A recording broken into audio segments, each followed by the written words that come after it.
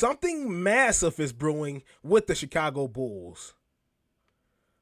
There are still question marks when discussing Nikola Vucevic's future with the Chicago Bulls. However, it looks as though the Chicago Bulls have found a replacement in frustrated Utah Jazz center Walker Kessler. Hello, my name is Isaias Jackson Jr. Thank you guys so much for tuning into Bulls Digest. We got to get into all the news and notes, get into Walker Kessler and his frustration with the Utah Jazz, and the Chicago Bulls' potential next move to come in there and get Nikola Vucevic's replacement. However, 67.5% of you guys are not subscribed. 32.5% of you guys are. We appreciate you guys on both sides of the field. And look, we speak things into existence here. If you guys have watched me do a couple of these videos, you know that I am highly, optimistic, insanely optimistic. And you know, I have the Chicago Bulls having an amazing season, going on an amazing run. And if you feel the same way and you want to join us along for the ride, hit that subscribe button, like and share. And thank you guys so much for tuning into Bulls Digest. And let's pray for the Cubs' downfall as well. I know they got one win in. Let's just hope they blow the next two. Outside of the negativity here, this is coming from Keith Watkins himself. Bulls linked to potential blockbuster big man signing. Just getting right into it, the Chicago Bulls have their backcourt and wings shaped up for their future.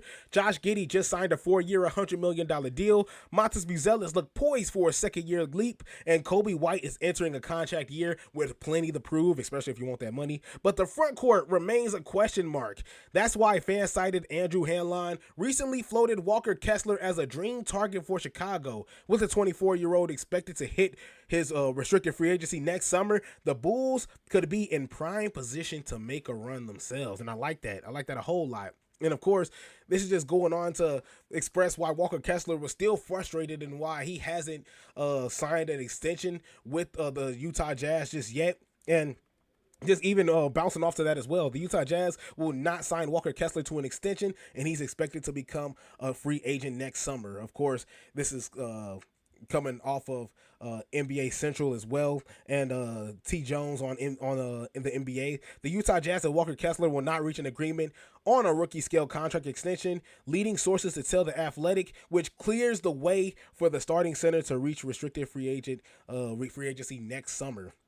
And of course, we've seen how this worked with Josh Giddey.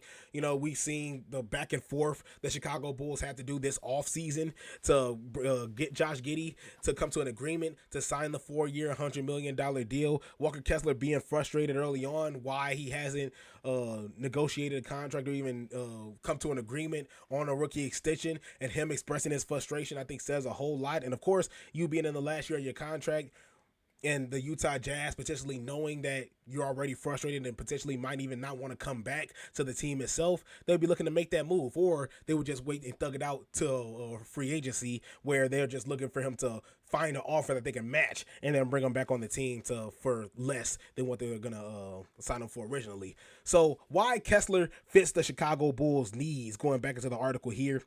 At nearly 7 feet with a 7'6" wingspan, Kessler already has the profile of a defensive anchor. He has already averaged 2.4 blocks per game across his first 3 NBA seasons. Pair that with 11 points, 12 rebounds a game as well last season, and you see he is viewed as one of the league's best young rim protectors. For the Bulls, the fit is obvious, with Giddey orchestrating the offense, White providing the scoring punch, and Buzelis bringing size and versatility on the wing. Kessler would round out the group as a paint protector and rebounder who ties it all together. His presence will give Chicago's core natural balance on both ends of the floor. And I definitely agree with that a whole lot. You know, I do think when Nikola Vucevic lacks on the defensive side, Walker Kessler definitely does help out a whole lot. Now, of course, you can definitely flip that around. When Nikola Vucevic helps out on the offensive side, you're not going to get a whole lot of that, an overabundance of that with Walker Kessler on the offensive side as well. However, he is going to get you guys open.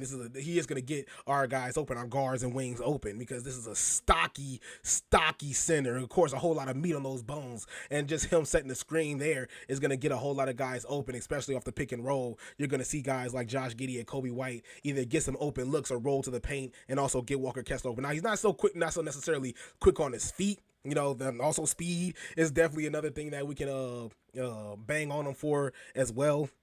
But also on the flip side, on the transition to defense, you're going to see him there. You're going to see Walker Kessler, at least on the other ends of the floor, putting in the work and putting in the effort to be the rim protector that we need him to be for the Chicago Bulls.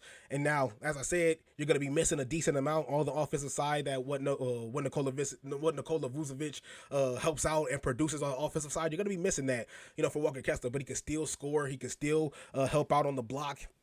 And of course, he has a solid post game, so you're gonna be looking to Walker Kessler, even if he has the ball in his hands, to still make a little bit of magic. So it's not necessarily saying that he's gonna be just a detriment, on the offensive side. I think he's still gonna be helping a whole lot. So this brings us to the Vucevic question for the Chicago Bulls. Nikola Vucevic has been reliable, but at nearly 35 years old, he's no longer the long-term answer and is likely to be on his way out of Chicago. Zach Collins is best suited as a backup, and young bigs like Jalen Smith and of course Olbrich as well projects more as depth than foundational pieces as well. Yes, Jalen Smith and Zach Collins definitely fits that description as well. But Kessler would immediately raise Chicago's ceiling. He is not a finished project offensively, but his ability to protect the rim and rebound at an elite level would allow the Bulls perimeter players to strive. And yes, the second chance points are going to be through the roof, and of course you're going to get a whole lot on the defensive transitions once you get Walker Kessler down low as well, because I won't necessarily say he's Nikola Jokic in terms of passing, just throwing you lobs across the court, but he can keep the ball moving, he can keep the ball rolling, especially when the Chicago Bulls need to get off to a quick start on transition. Walker Kessler is going to be the guy that's going to help out a whole lot in terms of rebounding, rim protecting, of course, the screens, getting guys open, and of course, also being able to bang down low when the ball is in his hands. So I'm not necessarily too terrified of the thought of bringing in Walker Kessler as well. So why the timing works for the Chicago Bulls? Of course, per the Athletic's Tony Jones, Utah and Kessler failed to agree on a rookie scale extension, meaning he will enter restricted free agency in 2026. That timing lines up perfectly for the Bulls, who are projected to have more cap space than any other team in the league. Restricted free agency is also tricky, but Chicago will have the financial muscle to test Utah's resolve. After going through a tense negotiation with Giddey this summer, the front office knows how messy it could get. This time, though, they'll be the ones holding the leverage as well. And I think that's awesome in itself. And I think that also goes back to the last video I made earlier, and talking about how the Chicago Bulls have a little bit more cap space than other teams, because there was a comment that said, yeah, the Chicago Bulls can afford Kobe White. In my eyes, it's just a matter of are they willing to pay that extra amount for Kobe White? Of course, you have some leverage with Josh Giddey, so you can fight and you can go in a not necessarily a stalemate, but you can go back and forth with Josh Giddey. With Kobe White coming in here as an unrestricted free agent going into the offseason, are you going to meet Kobe's demand? Are you going to meet the asking price of Kobe White? And I didn't make that clear at all. And I pretty much went with the narrative of the Chicago Bulls are just not going to pay this man, especially if you're not going to sign up if not going to get the rookie extension that's going to be a little under $100 million. Kobe White is going to be his value is way more than that. So of course he's not going to be signing to that at all whatsoever. So right now, and going back to Walker Kessler, would this be the right move for the Chicago Bulls? Just getting into the graphic right here. 30 minutes a game for Walker Kessler, 11 points, 12 rebounds, 1 assist, coming up on 2.5 blocks per game, 66% from the field. Of course, we ain't going to look at that 3-point percentage. We ain't really that deep. But at 7 foot, 24 years old, and you're getting the future with him. You're getting future and longevity with Walker Kessler as well, which I definitely think is a huge part. Just comparing him over to Nikola Vucevic, who averaged 18.5 points per game, 10 rebounds, 3 assists.